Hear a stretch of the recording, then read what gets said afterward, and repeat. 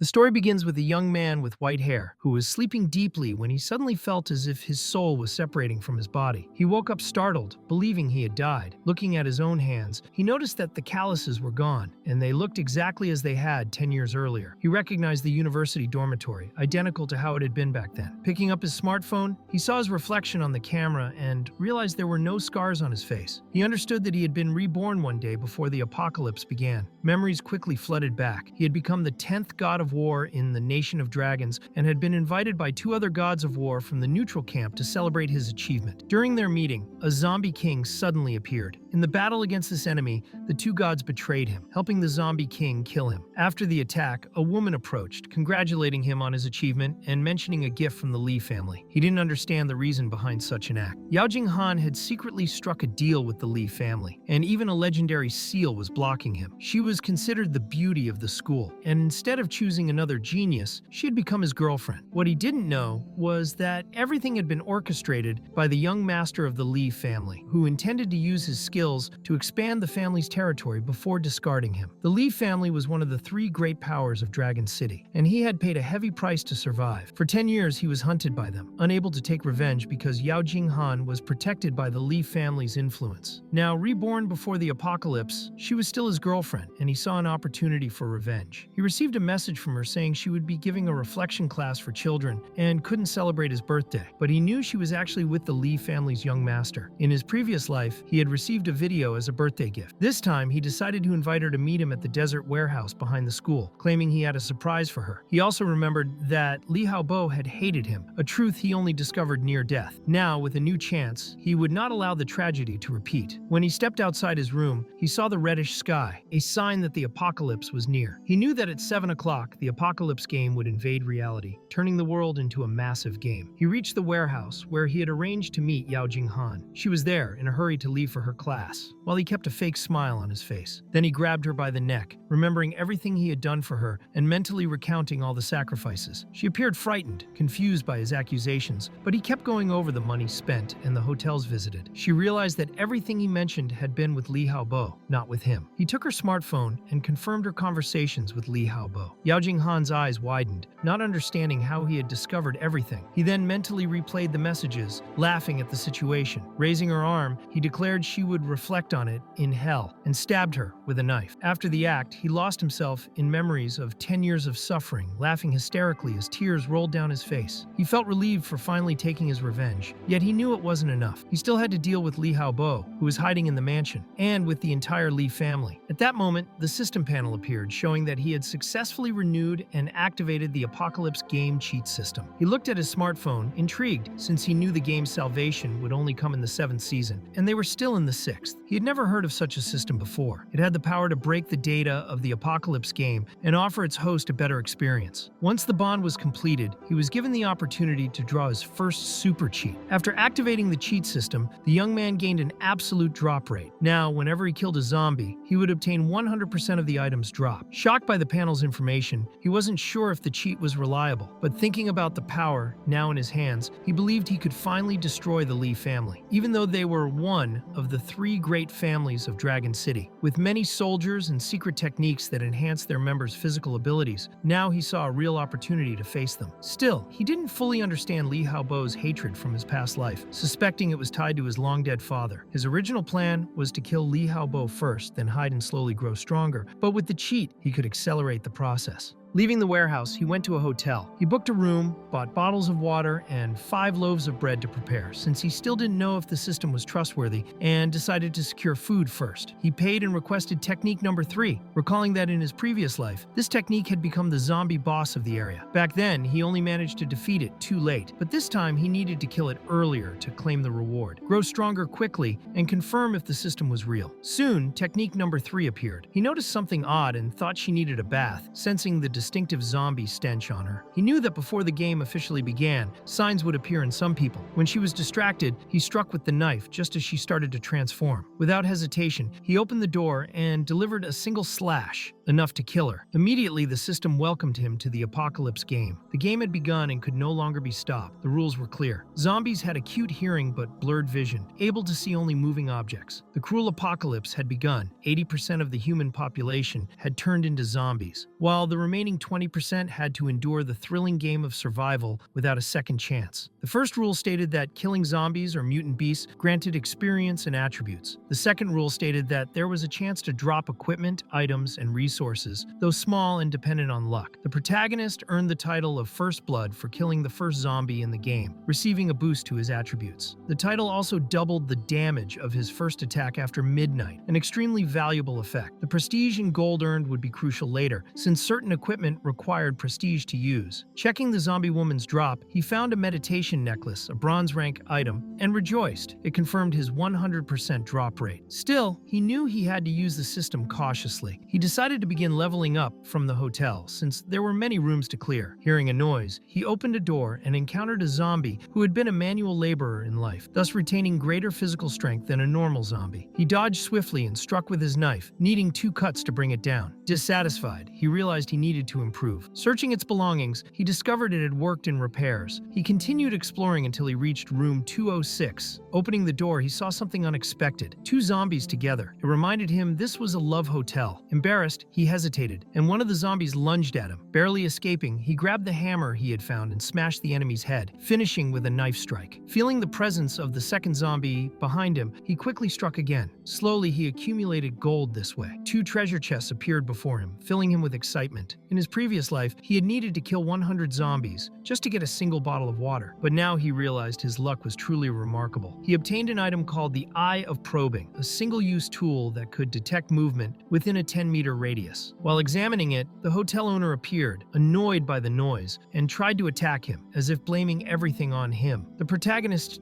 dodged swiftly, ready to retaliate. The man who tried to strike Luo quickly became terrified upon realizing he was armed. The protagonist chose not to waste time with him. There were too many zombies to kill. He eliminated him swiftly and went on to clear the remaining rooms. It felt as though he were handling the hotel's maintenance tasks, dealing with beds and plumbing issues while hunting enemies. In one room, he found an agile zombie that gave him some trouble. Still, he enjoyed the fight, kicking the creature before stabbing it with his knife. He received a potion as a drop. Later, he discovered room 201 vacant and decided to rest for a while. He was just short of enough XP to reach level 3, but he didn't like seeing that only a few minutes remained before 8 o'clock. He knew he had to kill 6 zombies in 20 minutes to level up. While rushing to solve this problem, he saw a sign indicating that there were 3 techniques to perform services in the place. He didn't understand right away, but soon realized he had already eliminated 2 of them, leaving only 1 left. Since zombies were attracted to sound, he decided to strike the hammer to make noise. He walked through an empty part of the hotel until he heard a sound coming from the ground. On the stairs, he saw a zombie climbing up. He knocked it down, causing it to fall onto another zombie behind it. Quickly, he killed them both, but noticed his knife was already getting dull, and he urgently needed a better weapon. That's when something caught his attention. To his surprise, he obtained the horizontal sword of the Tang dynasty, a weapon with strong attributes that would give him a great boost, especially since he no longer had any weapons in good condition. With only 10 minutes left, he went upstairs and saw several zombies outside. They began rushing toward him, but since they weren't very smart on the first day, they injured themselves trying to reach him. As soon as they regrouped, he cut them all down with the katana. Testing the weapon, he realized its excellent quality and finally reached level 3, earning 1 attribute point. He felt very happy for leveling up and was surprised to also gain a skill book. The clock struck 8 and he quickly retreated as a very strong zombie appeared. He knew that as the night went on, monsters' attributes would increase, making them harder to deal with. Before the enemy reached its peak power, he decided to eliminate it. His sword got stuck in the zombie's body, forcing him to grab the hammer to finish the fight. He recovered the weapon, but the seemingly dead zombie startled him when it tried to attack again. With a precise slash to the neck, Luo finally defeated it. He thought that without the experience from his previous life and perfect timing, he might not have managed to defeat all those zombies. Since he had made a lot of noise, he started cleaning up quickly to avoid attracting more creatures. Using the Eye of Probing, he searched for items and found the Night Ring, an artifact that granted camouflage during the night. He then decided to analyze the skill book. He knew that even level 60 or 70 70 players only had basic proficiency in skills. The person known as the God of Skill possessed just 25 abilities and was considered the greatest expert in the world. In his previous life, Luo had surpassed 99% of players by gathering 10 different skills. Hoping for a good start, he opened the skill book. He received the boomerang strike technique, a warrior-type skill that allowed him to throw his weapon, dealing 120% of his strength attribute as damage. This ability combined range, throwing, automatic return, and multi-stage damage. The cooldown was long but would decrease as his intelligence increased. He immediately learned the skill and, eager, thought about testing it. However, hunger won out, and he decided to eat first. While eating, he reflected that to take his revenge, he couldn't follow the same path as in his previous life, or he would fail again. He began writing down everything he knew about how the game worked. He knew that every time a warrior leveled up, their strength increased, and he wanted to use this advantage to build a new, faster, and safer path toward ultimate revenge. Each time a mage leveled up, they gained one attribute point in mind and another in agility. However, what really made the difference were hidden professions. They had a 1 in 100 chance of appearing, and even common first-tier professions were already difficult to obtain. In his past life, the protagonist had managed to acquire one of these rarities, and in this new life, armed with prior knowledge, he believed he could obtain it more easily. Hidden professions were considered high level, and only 1% of players worldwide could unlock them. Upon reaching level 10, players could unlock the profession system and begin specific quests. These missions were extremely dangerous, but offered unparalleled rewards. Among them, the Phantom was one of the most feared. With extreme speed and high single-target damage, it was the perfect specialization for assassins. In his past life, the protagonist survived thanks to activating this hidden profession, which many considered the first step toward becoming either a god of war or a god of magic. Thinking of the future, he believed the Phantom could be essential. He noticed he still had 5 unassigned attribute points and invested them all into strength. He tried to remember where he had encountered the Paladin Knight, as this might be important later on. Meanwhile, on the other side of the city,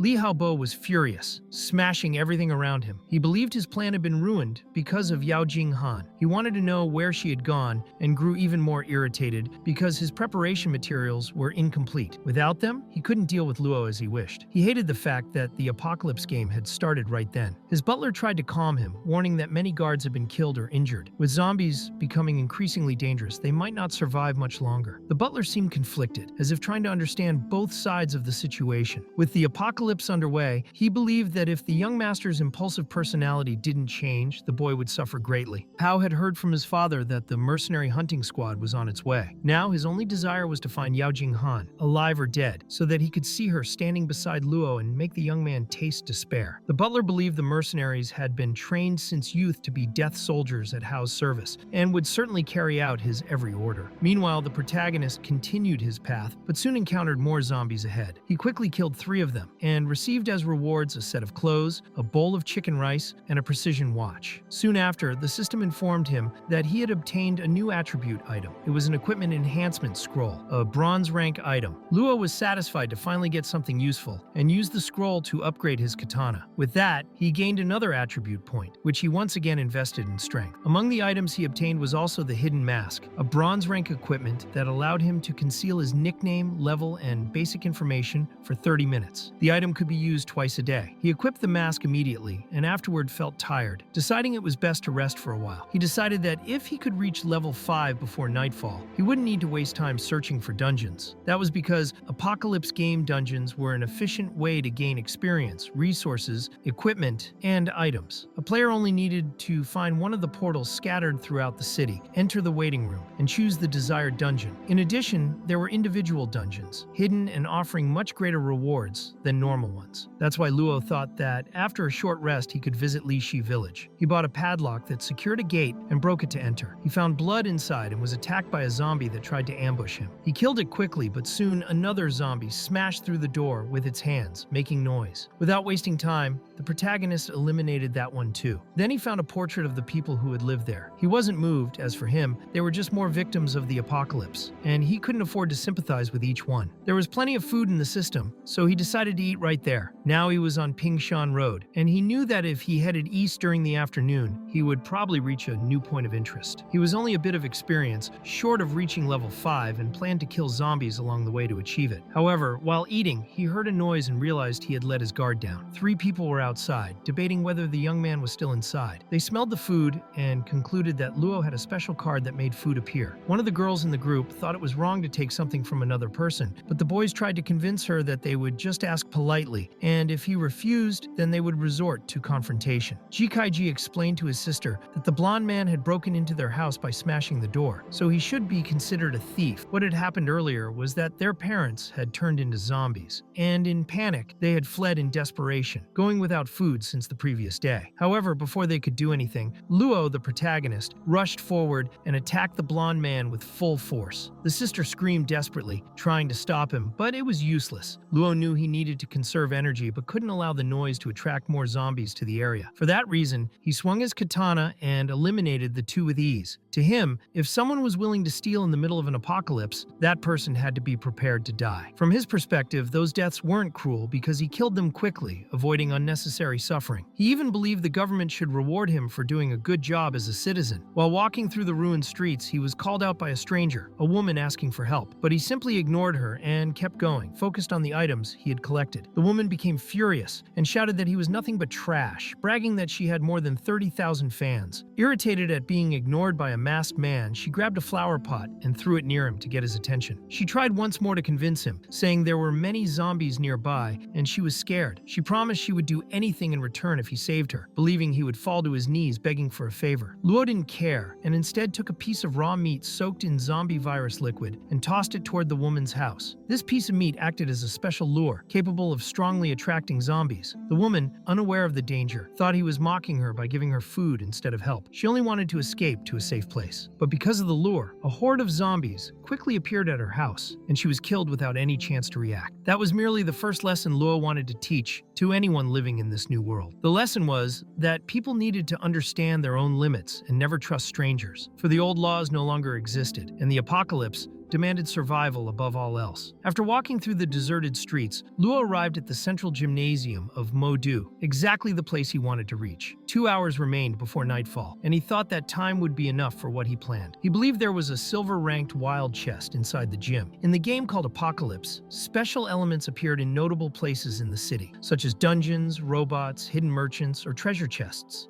Wild chests spawned in random locations and could be opened by any player. Boss chests, however, required the defeat of a powerful enemy and, while offering better rewards, were much harder to obtain. Silver chests always guaranteed at least 1 silver-ranked piece of equipment. Upon entering the gym, the system detected his presence and activated a mission requiring him to defeat 100 enemies alone. Luo assessed the size of the place and thought about using his mask to ignore the zombies, quickly open the chest and leave. But with the mission active, he hesitated, wondering if failure or refusal would bring any penalty. However, the cheat system he used was designed to provide a good gaming experience, so no penalty would be applied even if he failed or refused. As encouragement, the system would give him 100 gold coins as a consolation reward. Faced with this, Luo decided to break the lock at the entrance and face as many zombies as he could. After a few precise strikes, he defeated the first zombie. He thought to himself that this guy could never have imagined he'd end up as a zombie playing basketball. During the fight, one of the zombies dropped a rare item, a flash grenade that, when activated, emitted an intense white light, temporarily blinding enemies. Luo thought it would be useful later, especially when he reached Shy Village where he could use it as an area attack. Soon after, he found the gym's master key, meaning he would no longer need to force doors open and could avoid making unnecessary noise that might attract regular zombies. The gym still had several zombies scattered around, and Luo decided to approach quietly to assess the situation. He counted at least 17 zombies in the area. Even though they were similar to normal zombies, killing them all at once would require maximum effort from any ordinary person. But Luo trusted his skills and knew he could defeat them. The entrance to the ping pong room was locked, and the noises on the other side seemed distant, meaning the zombies hadn't noticed him yet. He knew that if he could eliminate 2 zombies right then, he would reach level 5. So he began to think about a strategy to defeat the other 15 efficiently. Spotting a zombie nearby, Luo didn't waste time and cut it down with a quick, precise strike. Luo's attack triggered a chain reaction of fury among several zombies at once, as they had heard the sounds of combat. Numerous undead began charging toward him. To handle the situation,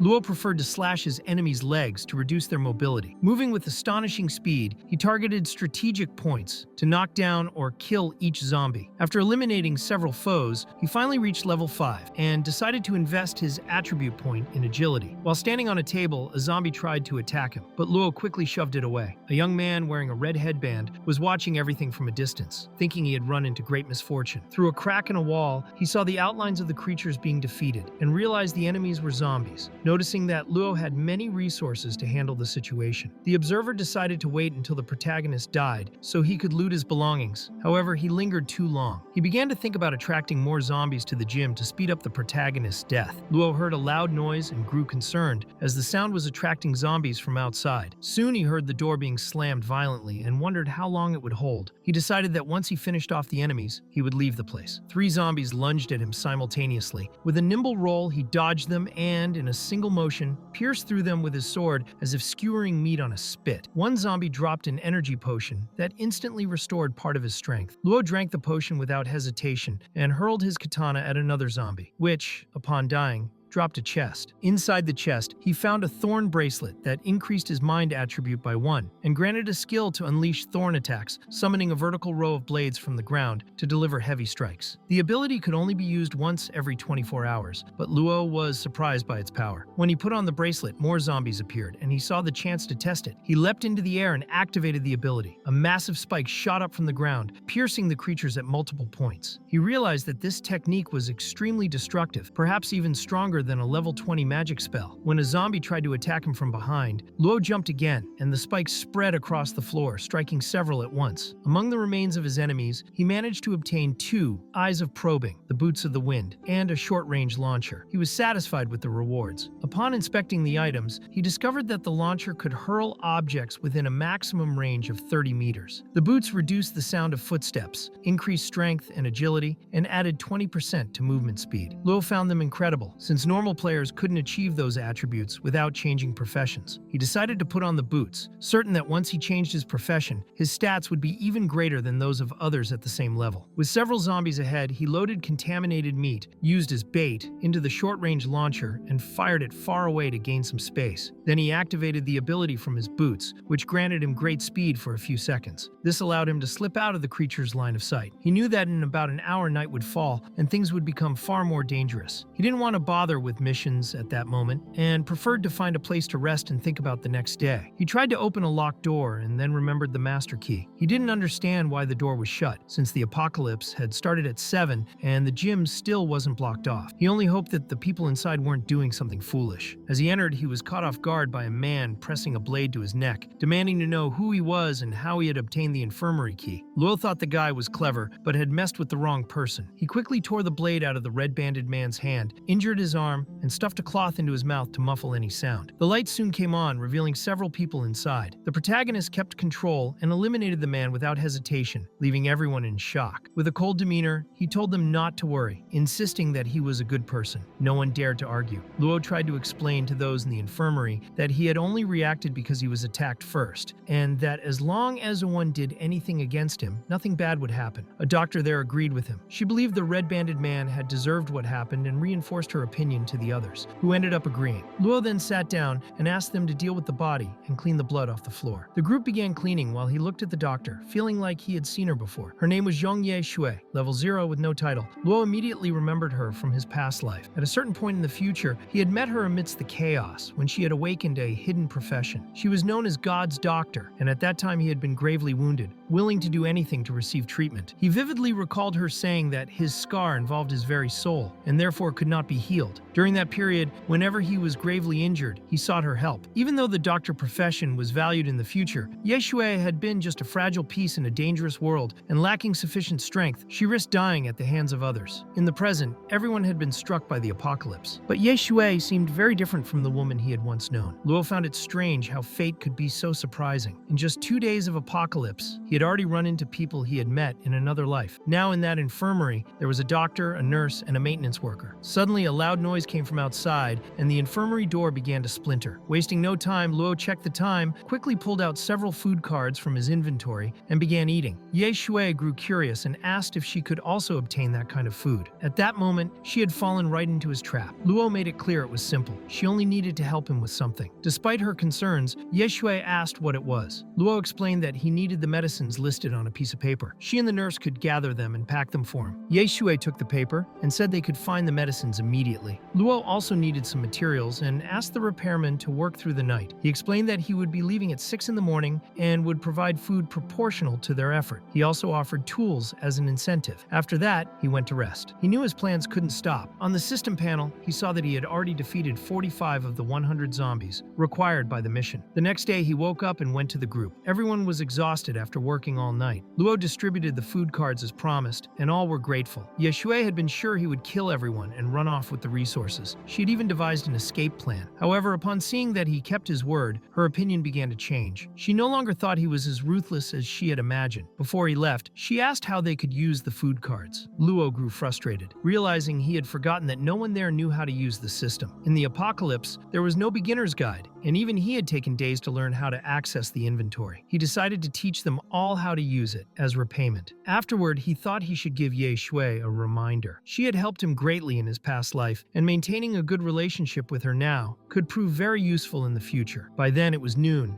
and he thought it was time to leave. Looking out the window, he believed he could now wipe out all the remaining zombies in the gym. He asked Ye Shui not to lose track of time. Though she was worried about the zombies outside, she listened. But Luo thought she should focus on taking care of herself. Leaving the infirmary, he began killing every zombie he found along the way. However, he decided to move more silently to avoid drawing more enemies, so he started grappling zombies in ways that kept their death sounds from alerting the others. After taking down several, he entered the gym's restroom. There, he found a zombie who looked as if it had been urinating. Suddenly, it rushed at Luo, but with its pants down, it tripped and fell before reaching him. It was the most ridiculous death a zombie had suffered in that story. The gym had an extremely low survival rate. The people who had frequented the place had good physical conditioning, and after becoming zombies, their stats had increased even more. For ordinary players, those zombies were like impossible monsters to face. Luo continued exploring and found the women's restroom. At first, he felt a bit awkward, but quickly pushed it aside, understanding that the apocalypse had destroyed all old rules. He needed to focus on what really mattered. Upon entering, he found 2 zombies inside. He slipped on a can, but still managed to strike both at once, skewering them with his sword as if making a barbecue skewer. But when he saw their faces, he realized who they were. Luo immediately recognized the 2 zombies he had just eliminated. In his past life, they had been known as the zombie couple, the first to be discovered in that very gym. They had never left and were known for possessing unusually high tactical awareness. Their strength was second only to the zombie kings, and if fighting together, they could even challenge the god of war or the king himself. Luo never imagined they would meet such an unfortunate fate in this life, as now they were dead on the 3rd day of the apocalypse, defeated by him almost by accident. One of their bodies dropped an item called a casting crystal, capable of fusing 2 bronze-rank pieces of equipment of the same type into a new one. It was a valuable resource. Soon after, a strong light began shining inside one of the restrooms. Investigating, Luo found a bronze chest. This chest was different, requiring 30 seconds of waiting before it could be opened. When the time was up, he received a physique fruit, a rare item that permanently increased that attribute by 2 points. Without hesitation, he ate it and was surprised at its pleasant taste, far better than most apocalypse food. After consuming it, his physique rose by 2 points, and he felt invigorated. He decided to continue the hunt. Several zombies sensed his presence and charged at him. He defeated them all efficiently, and among the fallen, one dropped the lion bracelet. The accessory increased strength by 1 point and physique by 1 point, while also granting a useful intimidation effect in direct confrontations. Luo kept exploring until he found an area with many corpses scattered around. He knew that common zombies weren't capable of creating such a scene. At most, they could bite or attack humans to turn them. Only 2 types of enemies could cause such devastation. The first was the zombie boss, much stronger than normal ones and known to devour humans as food. Even without humans nearby, they were known to consume their own kind to satisfy hunger. The second type was the mutant beast. Mutation chances odds were low, but the stronger the animal, the greater the probability of zombification. Small creatures like mosquitoes had odds of 1 in millions, yet the possibility still existed. Zombified creatures preferred human brains, but also attacked other zombies when encountered. Luo then noticed a body with strange claw marks. The wounds suggested the attack of a feline zombie. A chill ran down his spine, for he hated zombified cats. These monsters had extremely sharp senses and always knew when he was near. Now he had to figure out whether the enemy was preparing an ambush or would strike directly. He knew he'd only have the advantage if he managed to find the creature first. Without warning, the zombie cat lunged at him. Luo managed to dodge by sheer luck. He quickly realized this was no ordinary cat. Besides its sharp claws, it was a bronze-rank boss. Since the apocalypse was still in its early days, any creature of that level was considered a boss, and this one in particular possessed outstanding talents. Its strength and agility were far superior to Luo's, making it worthy of the boss title in the Apocalypse game. Luo analyzed the creature's attributes and concluded that he could use his combat experience to win. At the same time, the system triggered a special mission to eliminate the zombie cat boss. The description explained that the animal had often roamed the gym's 3rd floor before the apocalypse, where several people fed it daily. After the outbreak, the cat was bitten, infected, and began killing without hesitation. The mission offered a large amount of prestige and gold, with a 24-hour time limit for completion. Faced with this, Luo began to doubt whether he was still playing the same apocalypse game from his past life. He remembered how, back then, he had often been deceived by missions that looked easy but carried severe penalties even if declined. Rewards were usually low, and every task required large teams to accomplish. Facing a bronze-rank boss in the first days was nearly impossible for ordinary players. Now, reality seemed different. The mission offered great rewards and no punishment. Luo considered this a very good sign. Watching the cat, he noticed the monster was relaxed. From experience, he knew the best strategy was to provoke the boss into making the first move. So, he sat down on the floor and started reading a comic on his smartphone, acting as if he wasn't concerned at all. The provocation worked. The cat grew enraged and charged. Luo, with sharp reflexes, narrowly dodged, drew his sword, and tried to spot an opening in the enemy's defenses. To make matters worse, the zombie cat began to speak. It told Luo that he was a clever human and that it hadn't expected him to predict its movement with such precision. Immediately after, it tried to strike again, catching Luo off guard. Even surprised, Luo reacted quickly,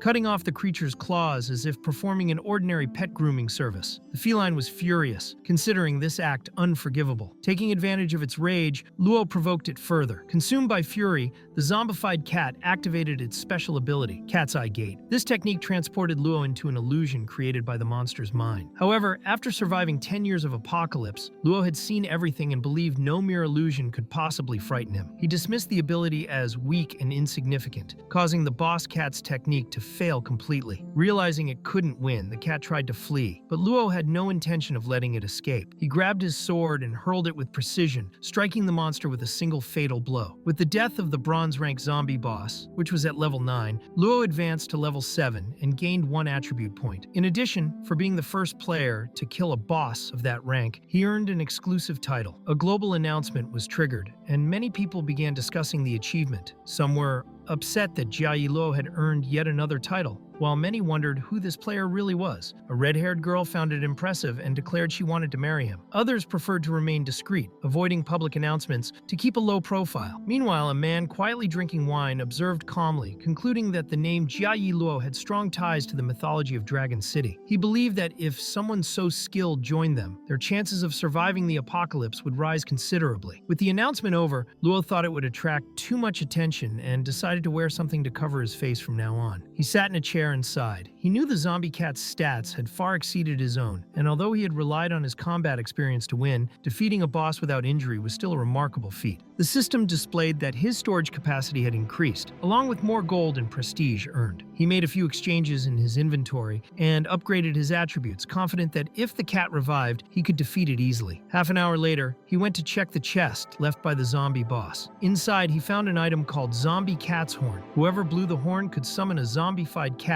to fight alongside them for 30 minutes. Luo thought it was excellent, and then headed to another part of the gym, where he knew a silver chest was hidden. Upon entering, he noticed the cat had made a terrible mess. Eyes were scattered everywhere, as if the creature had been collecting them. Searching the place, Luo eventually found the silver chest. Opening it, he obtained several valuable items: a white-wing cloak, a skill book, and an item that expanded his inventory space. He considered himself extremely lucky. He opened the silver book immediately and learned a new skill called Explosive Double double strike. It was a warrior-type technique that allowed him to attack twice in instant succession. Though difficult to master, he knew this was exactly the kind of skill he needed and felt confident about using it. The White Wing Cloak granted him the ability to glide, which left him pleasantly surprised. He put it on quickly and liked the result. After the battle against the zombie cat boss, his power had increased considerably in a short time. At first, Luo's plan had been to kill Liha Bo, but now he considered that goal too small. His new desire was to wipe out the entire Li family and send them all to hell. Before that, he decided to finish the mission of killing 100 zombies, which was still active. With the new gliding ability, he began attacking zombies with ease, soaring above and striking targets with precision. He wanted to test his new technique, so he activated Explosive Double Strike. The attack instantly killed a zombie, surprising Luo with his own strength. Immediately afterward, a powerful explosion erupted, blasting him away with the force of the impact. The damage was significant, as the zombie he had chosen for the test had 30% more stats than the others. Yet it still died before the explosion even triggered. The skill's speed was comparable to the boomerang slash technique, but its final effect was even better. After finishing off the remaining zombies, Luo finally completed the mission of defeating 100 enemies. He sat down to rest and accessed the system, where he discovered he had received an item called Blood Absorption Ring. This ring allowed him to recover energy when dealing damage to enemies during combat. Though excited about the new equipment, he began to worry about still not having obtained a good cheat. The system panel then revealed that even the most common cheats offered practical effects that could greatly aid the host. With this in mind, he decided to activate the cheat draw and received a level 1 auto-collect cheat. This cheat allowed all dropped items within a half cubic meter radius to be automatically gathered into his inventory. However, he still had to consider the limitations of his inventory space. He was overjoyed to know that now he could fight zombies directly, and all items would go straight into his bag without needing to stop and pick them up. In his past experience, he had feared the high drop rate would cause trouble, but now that worry no longer existed. Still, he wondered why the cheat was only level 1. The system explained that if he obtained the same cheat again in the future, its level would increase, its range would expand, and even extra effects could be unlocked. He then crossed an area full of zombies and began eliminating them with ease. The auto-collect cheat worked perfectly, with various items being stored automatically. The system even helped organize everything for him, as the number of acquired objects was overwhelming. Because of this, he even forgot to check the time. Hours passed quickly, and he realized he couldn't stop to eat. He needed to head immediately to the Li family village. Meanwhile, in another place, young Liha Bo was enjoying himself in his mansion with a few women. When the appointed time came, he suddenly struck one of them in the face, furious that his men still hadn't managed to capture 2 specific people. He couldn't understand why it was taking so long to complete such a simple task. The butler tried to explain that Modu University was overrun with zombies, making it difficult to locate anyone. But Liha Bo was sick of excuses involving zombies and frustrated by his inability to level up in the game. He believed that progressing within the system was the only way to overcome his physical limitations, to the point that he ordered his own bodyguards to weaken enemies so he could deliver the finishing blow and claim all the experience. Suddenly, Rong entered the mansion. Still enraged, Liha Bo asked if they had found the woman who betrayed him and the orphan boy, referring to the protagonist. Rong reported that they had found the girl, but not the boy, and insisted that Liha Bo needed to see with his own eyes that she had hidden so well. Then Rong presented a bloodstained bag and revealed that she was dead. The news left Liha Bo completely shocked. According to Rong's findings, the girl's body was discovered inside a large barrel in the school's storage area. Nearby, they also found men's clothing stained with blood. Before dying, the girl had suffered terribly. Her injuries were concentrated on the body's most sensitive areas, where the pain nerves are most active. Rong explained that the killer clearly knew acupuncture techniques from the Dragon Country. Every cut was precise, each one targeting muscles in ways meant to crush them at strategic points. Just imagining it made Liha Bo feel sick. For Rong, the culprit was probably the greatest assassin in the world, and perhaps an enemy of the girl. He also suspected that the same assassin might now be targeting Liha Bo. Trying to hide his fear, Liha Bo downplayed the girl's importance, claiming she was nothing special and that the incident only happened because of some fool. At that moment, Luo came to mind, but he refused to believe the protagonist could be capable of something so brutal. He had even prepared a trap for Luo but never sent it, so Luo didn't even know the girl had betrayed him. Rong then asked if Luo might be the son of Lin Jian. In Rong's analysis, Luo couldn't have acted alone. No assassin, not even the best in the world, could have pulled off something like that without assistance. To him, the enemy was far more dangerous than they imagined. These words unsettled unsettled Liha Bo even more. He had believed Rong and his men to be the best in the nation, renowned mercenaries and specialists. Yet faced with this risk, he ordered Rong to go to the mountain and bring in additional reinforcements, making it clear he didn't want to die. He was truly terrified. Rong reassured him, saying he was there to protect him, even if it cost his own life. Meanwhile, Luo was hidden in the forest. He had already killed several level 8 zombies, far faster than expected,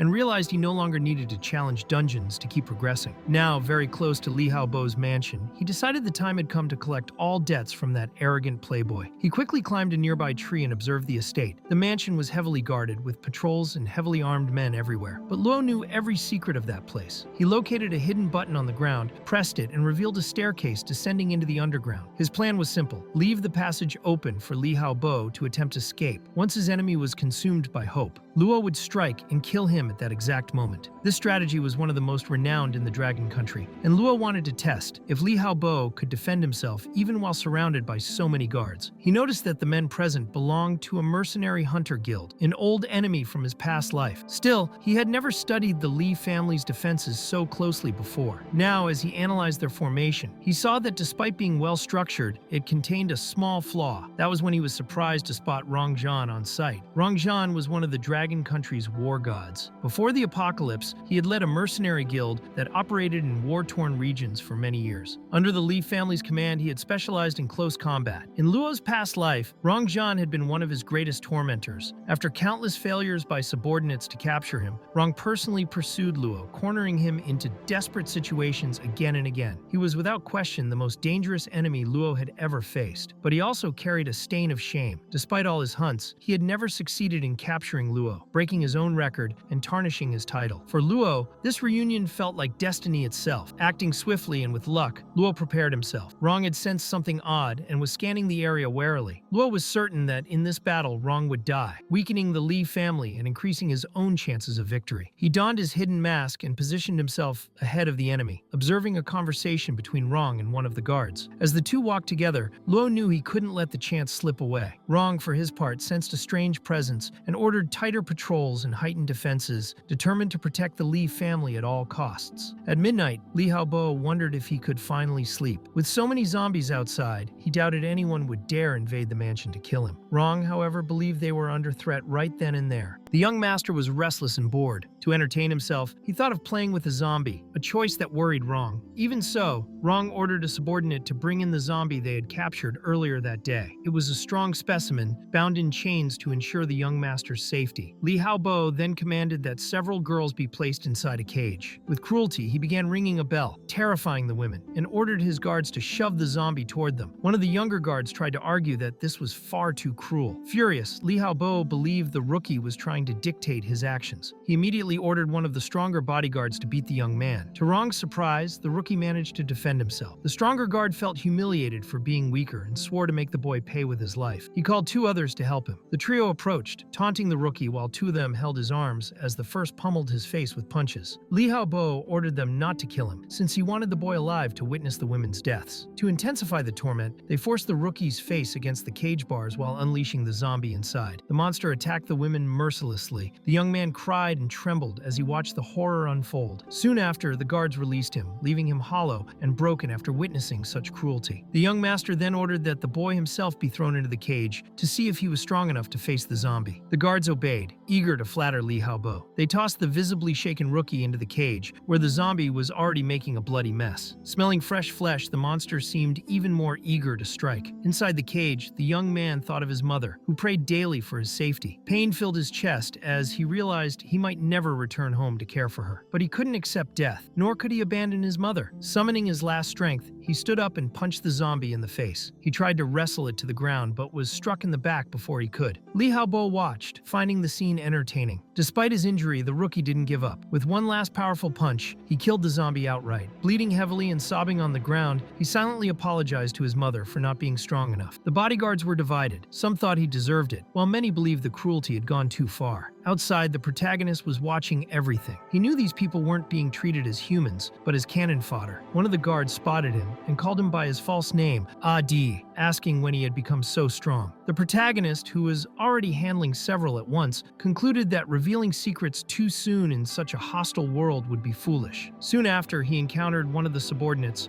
running off and killed him immediately. However, before dying, the man managed to release a signal flare into the sky. Luo reacted instantly, throwing his sword to intercept it before it exploded, making it fall harmlessly to the ground. By sheer luck, he knew every detail of the Li family's stockpiles from his past life, which made his current operation much smoother. The host's path of vengeance had begun. The system panel issued a new mission stating that night he would become a Reaper, the god of death, tasked with wiping out every life in the Li family's village. The deadline was 12 hours. Luo thought it was perfect to have an official mission to complement his revenge and still be rewarded for it. Upon accepting, the system activated the vengeance barrier. If any of the remaining 269 people tried to escape, he would immediately know the fugitive's location. According to the system, that barrier could make the victim suffer until death. Luo remembered that this feature had been used for the first time in the war between the Dragon Country and Japan, leaving the enemy desperate. Now he would have the opportunity to test the item's effectiveness. Meanwhile, Rong's subordinates were gathered. One of them had accidentally killed the last girl. At that moment, they heard a dark voice asking if they didn't want to play with him. Zhang stood up alert. He had never seen anyone capable of exuding such a murderous aura even before appearing. His own presence seemed insignificant compared to that energy. Liha Bo was frightened and was sure that person had come to kill him. The butler tried to calm him, saying that the group of mercenaries was there and that Rong would not allow anything to happen. Rong, however, recognized the danger. He knew that, to have reached there, the intruder must have defeated all the guards outside. Even if they weren't elite, each could handle 10 ordinary men. Rong wondered whether that being was human or some kind of god. Luo then presented himself as human, but mentally declared he would be the reaper of all those souls. Rong ordered his men to search the area. At that moment, a flash grenade landed on the ground. Everyone was temporarily blinded. The protagonist took advantage of the moment to launch his thorn attack, destroying several enemies while they were defenseless. Without wasting time, he also used his boomerang strike to hit the survivors. Rong tried to locate him, but Luo moved too fast and threw another flash grenade. Now Rong couldn't see the enemy and had lost another group of subordinates. He asked how many men remained. A subordinate replied that, besides the young master,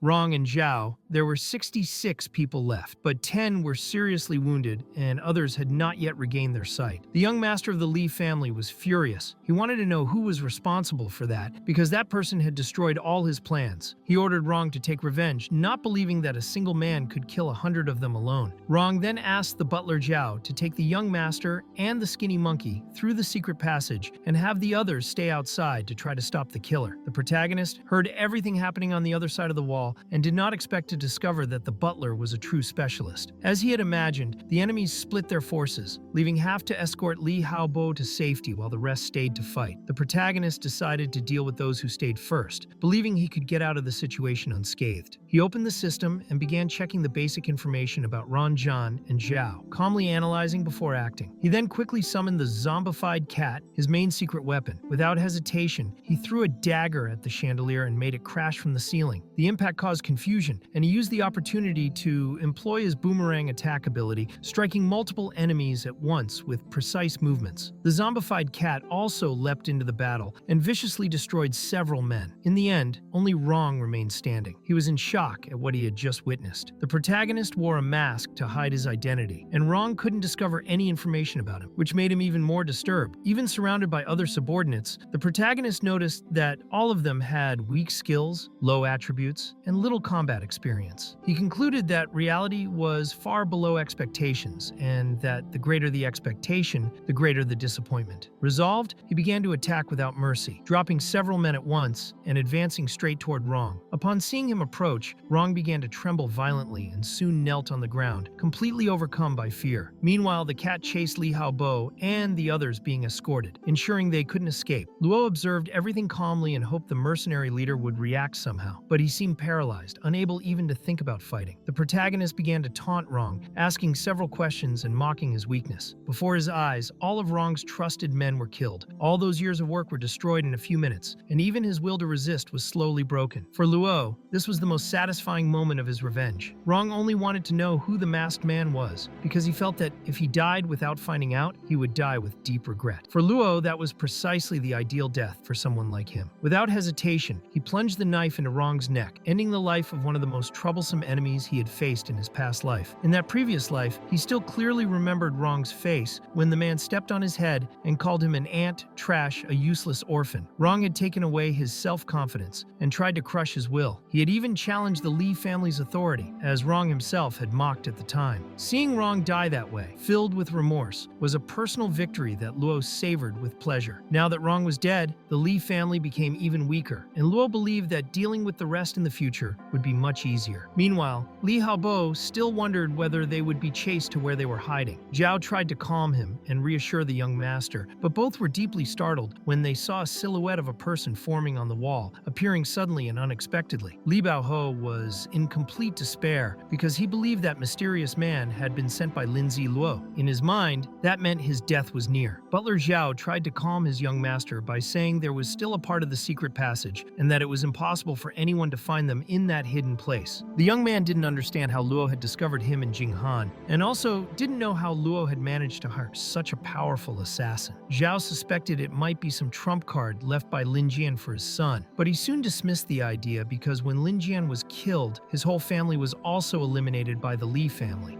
According to him, there was no way Lin Jian could have left something prepared for his son's future. At that time, if it weren't for the family head's insistence on sparing at least one descendant, Linzi Luo would also have been killed. Meanwhile, the protagonist was hidden behind the wall listening to the whole conversation. When he understood everything, he spoke aloud, revealing his presence. Liha Bo immediately recognized the voice and wondered how he had found that secret place. Luo replied that he had been their true target for a long time and that he finally understood everything. Liha Bo was surprised to see Luo in front of him and remembered that he had already tried to kill him before, hiring people to finish him. But Luo was more interested in understanding who Lin Jian was and what he meant by that story of eliminating the entire Lin family. At that moment, Liha Bo began to laugh. He called Luo an orphan and found it amusing that the boy knew his own father's name. To him, Luo deserved everything he was living through. He then recounted that when his father was about to be promoted, Luo's father, named Lin Jian, had filed a report against the Li family's plans, which almost messed everything up. For that reason, the Lin family had to be exterminated. If it hadn't been for the family head's direct order, Luo would also have been killed back then. Liha Bo still wanted to know who Luo's mysterious assistant was and thought he seemed very strong. But to the protagonist, that mattered little. He declared that he would finish off the entire Li family anyway. Liha Bo laughed at the idea and said it was an impossible dream. At that moment, Luo kicked the door down and entered wearing a mask and holding a knife. He looked like a character from a horror movie. Zhao tried to protect his young master and moved to attack Luo, but the protagonists dodged easily. Suddenly, as part of an ambush, the zombified cat appeared. It was exactly the moment Luo had calculated, 30 minutes after the summoning. The plan worked as expected. Luo then took off his mask and revealed his face. The butler was shocked to recognize him. They finally understood that he was the one responsible for everything. Liha Bo's eyes widened in shock. Zhao couldn't believe that Luo had managed to invade the family's village and kill Rong. Luo remarked that the butler looked clever enough to survive the apocalypse, but warned that when the 7-day newbie protection period ended, even years of martial arts training would prove useless against a common zombie. He said the two didn't need to worry because he was more than enough to kill them. Then he tried to strike Zhao, who managed to block the blow. Luo realized the butler was really strong, and that if that strike had been aimed at Rong Zhan, Rong would already be defeated. Since things had reached that point, Luo decided he couldn't waste any more time and needed to finish everything right then and there. But Zhao still had a hidden card. Like a true martial arts master, he flexed his muscles and grew much stronger. Luo reacted quickly, grabbed his katana and tried to cut Zhao. The butler complained, finding weapon use despicable, but Luo didn't care. To him, in the middle of an apocalypse, it made no sense to wait for justice. He activated the explosive double strike ability and managed to nick the old man's arm. Zhao didn't want to fall so easily. He had trained for more than 50 years. However, suddenly the spot where he had been cut began to explode.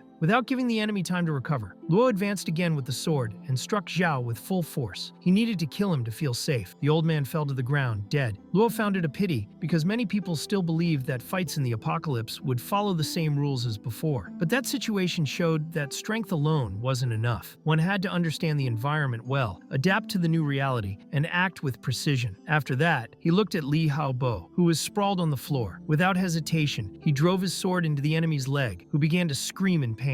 Luo did this to make sure he wasn't pretending to be dead. Liha Bo began begging for help and said his father would never leave Luo in peace and that he would be hunted for the rest of his life. Luo picked up a dull knife. He knew that the duller the blade, the harder it would be to cause pain. He tried to hurt the enemy but couldn't cut, so he decided to destroy the boy's psyche by saying that even with a dull knife he couldn't cause pain. After that, he applied more force and finally managed to wound him. That knife had accompanied the protagonist for a long time. It had been 10 years living in hiding, and and fighting between life and death, so he thought it sad that the young master of the Li family wouldn't feel even 1% of the pain he carried. Liha Bo didn't understand what he meant by 10 years because for him everything had started only 3 years earlier, when he learned of Luo's past and began mistreating him, so he couldn't comprehend the depth of the enemy's suffering. Without wasting time, the protagonist drove the knife into the boy's arm. For him, every strike represented a piece of his joy. The young master begged him to stop, but the protagonist made it clear he did it for the entire Lin family. Even without ever having known anyone from his bloodline, he believed a son needed to avenge his father, and nothing else mattered. He kept striking because he found pleasure in it. Soon after, he decided to change methods and picked up a centralizing pair of forceps. Liha Bo began to tremble, recognizing the tool. The protagonist then forced the enemy's mouth open with the forceps and said he was grateful to the young master for creating that cruel method. It was a form of torture he himself had used to kill many in the past. Now, Luo thought his talent for hurting others deserved even praise. Liha Bo couldn't accept that the boy knew something he had never told anyone, but soon the protagonist pulled out one of his teeth and even sneered, asking if he was getting weak. In his past life, that same boy had invented countless methods to cause pain and had killed many people using them. What Luo was doing now didn't even come close to that. Even so, he was starting to lose interest in continuing to hurt the enemy. He thought it a shame that the methods Liha Bo had researched couldn't be used on him personally. Still, he decided to continue just a little longer. When the boy finally collapsed to the floor, the protagonist realized he had underestimated the enemy. He thought the boy had been faking it and decided to finish everything using the explosive double strike. The blade embedded in the enemy's neck caused a violent explosion, but the protagonist was prepared. He opened an umbrella to shield himself from the blood spray. While watching the Li family's village at night, he thought the place wasn't so bad. After that, the system confirmed he had received the talent called Heart of Vengeance. Talent and ability are different things. Abilities can be learned from specific books, but talents are rare and only appear when several conditions are met. Heart of Vengeance allows the user to gain more power when fighting their enemies. When he recognizes someone as an enemy, his attributes automatically increase. He found it incredible that this talent could boost core attributes by up to 20% and considered it a valuable growth talent. Shortly after, the system asked if he wanted to perform the draw for the new cheat as a mission reward. He accepted without hesitation. The draw then gave him a small magic wand, an item exclusive to mage-type professions. This wand increased magic damage and also the casting speed of spells. Although it had no immediate use for him, he knew he could sell it later for a good price when the shop was unlocked. In the Apocalypse game, when someone dies, their inventory disappears and others cannot pick up the items directly. The only way is to loot the corpse to see if anything useful remains. This caused many players to prefer not to kill their opponents, especially after understanding how the death system worked. It was a measure put in place by the game itself to avoid incentivizing indiscriminate killing. During the loot, the protagonist found an item called the Purification Necklace. This necklace could immediately remove negative effects like petrification, dizziness, and blindness. Even though he thought his current meditation-focused necklace was more useful in certain situations, he recognized the new item's value in direct combat. After storing the items, he opened the mission chest and did another draw. This time, the cheat he received was called Absolute Enslavement. With it, he could turn any zombie weaker than him into a loyal servant. That surprised him a lot, because in his past life, he had never heard of anything like it. Knowing that a zombie could be completely obedient and faithful opened many possibilities. He began to imagine a future where he wouldn't have to do all the dirty, exhausting work alone. Since he had discovered Yao Jinghan's betrayal, he had decided to isolate himself and act cautiously. But now he felt that maybe he could trust someone, even if they were undead. He even thought that the presence of a loyal zombie might heal some of the wounds left in his heart. And there was more. The cheat could be upgraded, allowing him to enslave an even greater number of zombies. He even imagined being carried by a crowd of servants, but soon concluded that was still far from reality. To reach that point, he would have to understand the cheat's full mechanics and discover the exact level required to activate all its effects. He was already preparing to begin that new research. The protagonist began to think about what kind of zombie he should enslave in the future. There were some interesting candidates, zombies that might appear later. Even feeling that some had potential, he didn't find any of them perfect. What truly worried him was not knowing whether, once enslaved, the zombie would be able to reach the same level it had in his past life. That was something to think about later. He also remembered that many rumors spoke of treasures hidden in the Li family's basement. Upon arriving there, he was dazzled by everything he saw, but he quickly returned to reality. In the apocalypse, jewels held no value. Paintings, on the other hand, might be useful. Unsure, he decided to keep some just in case. After destroying Enjoying several objects and taking pleasure in it, he began walking around the place and realized he had never slept in such a luxurious setting. So he decided to spend the night there. However, he was taken by surprise by a powerful zombie. It was the same young man he had seen trapped inside a cage earlier. Examining the information, he realized that the zombie's body had been reinforced by the night's conditions. This temporary state elevated it to the level of a bronze-ranked boss. The protagonist was tired, yet he started talking to the zombie, as if it could understand him. After spending some time, he decided to ask the system if he could enslave the creature. The system confirmed that he could, but warned that the zombie's mentality was at level 3, which was very low. Nevertheless, the protagonist decided to proceed and activated his absolute enslavement cheat. Once the effect was applied, the zombie's demeanor completely changed. The system then asked him to give a name to his new servant. After thinking for a bit, he noticed the zombie was large and muscular, so he decided to call him Big Idiot. Now with a new ally, the protagonist tested his obedience. He asked him to bend the cage and prove he could get out easily. Big Idiot obeyed without hesitation, bending the metal with his own hands. Satisfied with the result, Luo concluded that the zombie was obedient enough to be useful. After that, he walked around the place and decided to sleep a bit. He instructed Big Idiot to guard the door and not let anyone or anything disturb his rest. The next morning, upon waking, he saw the zombie still in the same spot, alert and vigilant. He also noticed that Big Idiot hadn't eaten the corpses of the other zombies. That caught his attention. He began to suspect he was dealing with a different type of zombie. He prepared his meal as usual and began eating. Big Idiot just watched, drooling, clearly interested in the food. This was something the protagonist had never seen. He had never encountered a zombie that didn't eat human or zombie flesh, but showed interest in cooked food. He then asked the zombie to sit and eat with him. While watching the zombie eat, he thought about the stockpile of resource cards he had accumulated. Big Idiot ate very well, and might help him get rid of some excess items. This gave him peace of mind. Previously, the plan was to find Liha Bo and take revenge when reaching level 5 or 6. But now that everything was resolved and he was already level 8, he no longer needed to enter dungeons to level up forcibly. With the equipment he had gathered and Big Idiot's help, it might already be possible to achieve the next goal, changing his profession to Shadow Illusion. For that, his next destination was the Mu-Do Museum, where an ancient scroll served as a key to the profession change. In his past life, he had suffered greatly because of Liha Bo. He remembered that once, he and his roommates had heard rumors about treasures hidden in the Mu-Do Museum. They decided to go together, but along the way, he received news that his ex-girlfriend was cheating on him.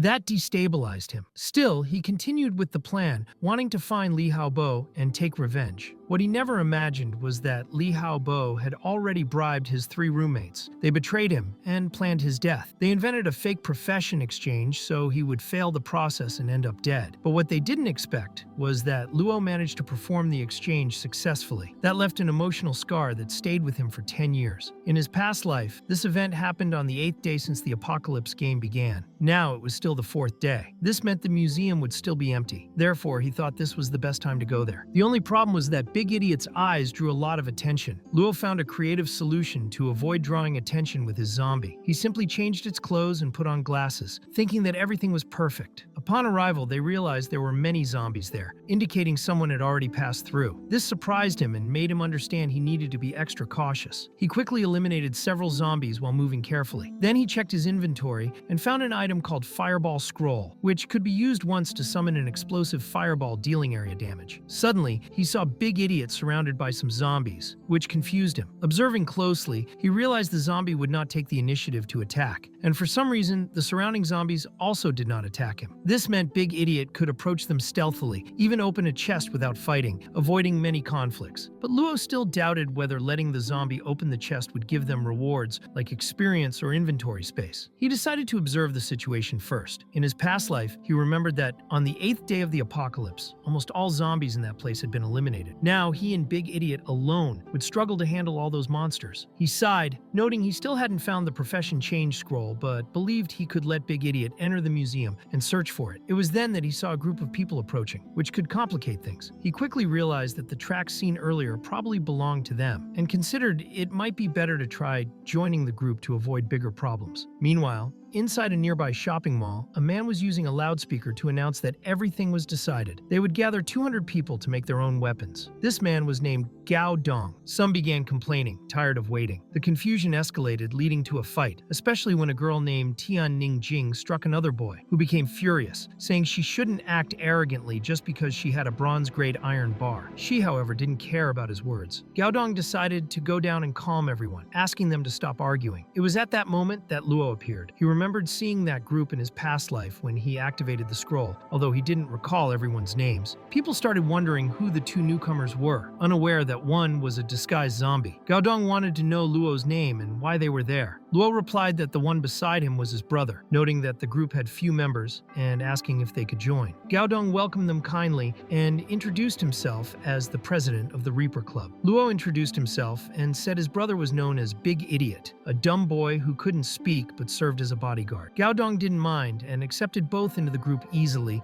Soon everyone gathered around a table, and Zhao Dong asked what the two liked. Luo explained that they wanted to fight and grow stronger. Gao Dong liked the answer and said he had a skill book he could give them. Luo was surprised to receive it for free. The skill was called Berserk, allowing the user to enter a rage, losing consciousness, and attacking everything around. Attributes increased by 20 to 50%, but the side effect was severe. Unconsciousness lasted 2 minutes, which could be fatal if used recklessly. Gao Dong was a bit embarrassed to give such a skill, but Luo pretended to be grateful and thanked him without complaining. Upon leaving, Gao invited them to eat, but the protagonist only thought about finding zombies to level up. Even so, Gao approached and said that if he was hungry, he should eat without worry. Luo remained straightforward and preferred to leave with Big Idiot. Gao Dong had a good impression of him, thinking Luo was a decent boy since he didn't complain even after receiving a weak skill book. While walking, a man saw Luo passing by and subtly warned him not to get too close to Gao Dong, as even being strong, the consequences might not be good. Luo removed the man's arm from his shoulder and ordered Big Idiot to act. The zombie didn't wait for the conversation to end and struck the man, knocking him unconscious. The other two were shocked and began to retreat. They couldn't understand how a simple slap could cause such destruction. Soon after, Gao Dong appeared and wanted to know what was happening. Luo explained everything and Gao thanked him, saying it was actually a favor, as for a while no one would dare to contest the position of club president. Finally, Gao asked them to find some people to organize the burial of Jia Tai, the one who had died in the commotion. Meanwhile, Luo held a special book in his hands that allowed him to control Big Idiot's actions even when he was in berserk mode. This was excellent, as it ensured the zombie's attribute boosts without losing control of the situation. With this in mind, he gave the book to Big Idiot, wanting him to learn it properly. Luo's plan was for the zombie to acquire the skill so that he himself could gain experience and reach level 10. Additionally, he also wanted to visit the Mo Du library, which was a good location, and he knew the nearby game store was also there. Upon arriving at the location with the zombie, he saw several interactive panels. With around 6,000 coins in his pocket, he knew he could use 2,000 of them to buy good bronze-level equipment, especially the pants, gloves, and chest piece he was still missing. However, he was almost taken by surprise by a hand that passed through one of the panels, which worried him a lot. It was a close call. He found it strange that the store appeared intact from the outside, yet there were still zombies inside. With his sword in hand, he killed the zombie with a neck cut. After that, he found a chest, which only gave him toilet paper, a disappointing reward. Continuing his search, he passed the fallen zombies' bodies and began collecting the items they had. Among them, he found something resembling a scarecrow with a similar function, as well as a boxing glove used to deliver continuous punches. He also acquired a new sword called Ring Sword, which significantly increased his attributes. He used a fusion stone to combine this new weapon with his previous one, a process that would take about 30 minutes. During the wait, he decided to prepare a meal for himself and the zombie. When the fusion was complete, a new weapon appeared called the Demon Decapitation Sword, now classified as silver rank. The result impressed him. This sword increased speed by 20% when decapitating enemies, and a successful cut granted the player 1 strength point for 3 minutes. Excited, he decided to test the sword and went straight to the library, ordering Big Idiot not to hold back in the attack. He wanted to see the weapon in action. In the middle of the fight, he saw Big Idiot fighting with such brutality that he wondered if it was still a zombie or some humanoid beast. Still, he asked the zombie to wait on the roof while he used the bathroom. Half an hour later, with some zombies positioned on the roof, Luo ordered Big Idiot to activate Berserk mode. The idea was for him to attack those zombies with the same enthusiasm as someone hunting chickens for dinner, sparing none for the next day. As Big Idiot smashed the zombies violently, Luo tried to drink tea but couldn't relax because Berserk mode was so explosive. Even so, he admired how much the zombies' combat skills had improved. When the effect ended, Big Idiot was exhausted and needed to recover. Seeing his effort, Luo shared a bit of his vital energy to help him recuperate. As a result of the slaughter, the group obtained various items, including a strength increase scroll that Luo applied to a ring. The test showed that the ring worked perfectly. Feeling that they had gathered everything they could there, he decided it was time to leave. Upon opening the door, he found a completely destroyed scene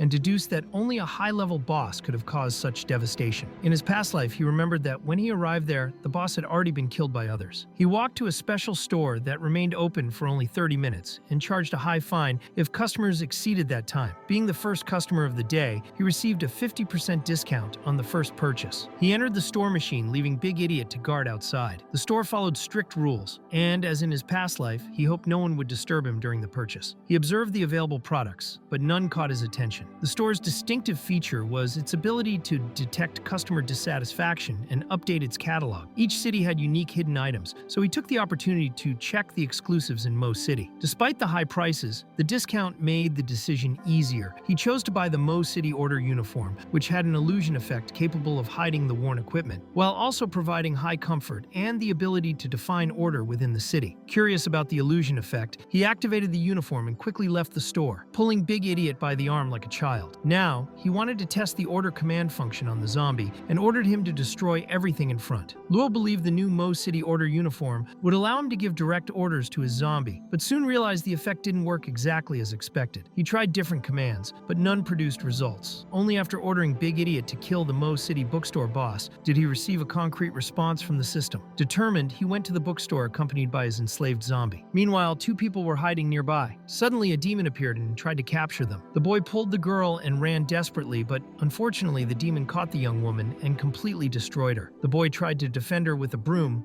but had no chance. When Luo arrived, he saw the final scene in which both were being devoured by the creature. He thought that after the novice protection period ended, people as fragile as them wouldn't last long in that world. He only realized the boss was present because of the noise from the fight. He soon found the first zombie that had changed profession. He realized that zombies also had evolution paths similar to humans. This particular enemy was an assassin type with high speed and rapid attacks. The crawling zombie was the bookstore boss, classified as bronze rank. It had two abilities, sharp claw attacks and the ability to camouflage in the environment with a kind of ghostly stealth. The system then gave Luo a mission involving defeating the Book Lovers, a personal revenge quest of the zombie boss, who had been wrongly accused of theft when still human. He was the former bookstore administrator, but had been killed by his companions and became a zombie during the apocalypse. Luo ensured that Big Idiot wouldn't allow other zombies to enter. When the two zombies started fighting, the protagonist worried about his ally's safety and decided to intervene. He cut the crawling zombie's arms and gave a mental warning, counting to 3 for the enemy to flee. When it didn't retreat, Luo used his double explosive strike skill and killed the zombie boss. With the enemy defeated, he began searching for a scroll. The novice mode time was ending, and being the first player to change profession would trigger a global announcement. During the search, a cheat draw was activated, and he gained a special skill called Yin and Yang Twins, allowing him to have 2 professions simultaneously. The news shocked him, but there was no time to think as a horde of zombies approached. He activated his Thorn skill and destroyed all the enemies at once. He grabbed a silver chest and decided to flee, but on the way encountered more zombies. As they were low class, he let Big Idiot deal with them. Now that he could choose 2 professions, he decided to find one that strengthened both body and mind. Unfortunately, there were no such professions in that area. His true goal was to obtain the Knight's Sacred Sword located on the other side of the world. For now, he handed a hammer to Big Idiot and continued with the plan. Upon opening the silver chest he carried, he found a new item called War Pants. As the novice period hadn't officially ended, profession changes were still blocked. Nevertheless, he began preparing to follow the Phantom Shadow class path. For the second profession, he decided to research first, while waiting for the club members to clear the museum. When the protection period finally ended, he went to the mall. He found the group and asked when they would raid the museum. They had already gathered around 200 people in the club and decided to carry out the operation that afternoon. Luo believed that if he successfully led the assault, no one would dare contest his position as president. So he made a mobilization speech to get everyone to participate. During preparations, he observed how people were treating the apocalypse